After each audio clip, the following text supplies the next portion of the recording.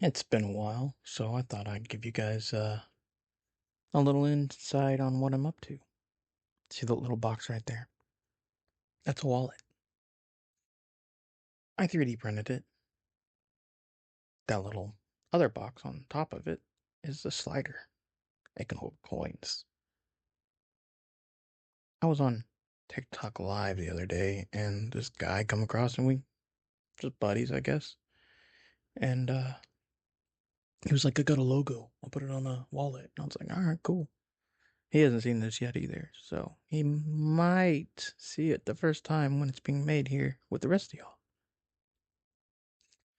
Anyways, I put it on that rack over there and let it dry. Then I brought it back to this little guy and threw on a brand or two. And then at the end here, you'll see the finished product and a little extra bonus.